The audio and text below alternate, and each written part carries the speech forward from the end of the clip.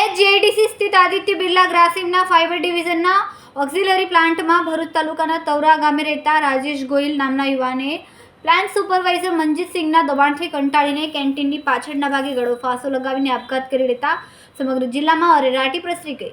મૃતક યુવાને આપઘાત પહેલા સુસાઇડ નોટ લખીને મનજીતસિંહ દ્વારા અનહદ ટોર્ચર કરવામાં આવતું હોવાનો આક્ષેપ લગાવ્યો. સેફટી વગર કામ કરવા દબાણ કરતું હોવાના પણ સણસણતા આક્ષેપ કર્યા, જેના કારણે ભૂતકાળમાં પણ અનેક જાનહાનિના બનાવો પણ બન્યા છે. ગેસ છૂટવાની ઘટના અને તેનાથી કામદારોને થતા નુકસાન અંગેનો પણ ઉલ્લેખ કરાયો છે. સક્ષમ ન હોવા છતાં સક્ષમ કરતાં વધારે કામ કરાવતા હોવાના પણ આક્ષેપ કરીને જીવન ટૂંકાવી લીધું છે. સમગ્ર ઘટના અંગે વાગરા પોલીસે મૃતદેહને પોસ્ટમોર્ટમ અર્થે વાગરા આરોગ્ય કેન્દ્ર ખાતે ખસેડીને કાર્યવાહી હાથ ધરી, તો બીજી તરફ મૃતક યુવકના પરિવારજનોએ ન્યાયની માંગણી કરી. રિપોર્ટર રવિ સૈયદ, તહેલકા ન્યૂઝ, વાગરા.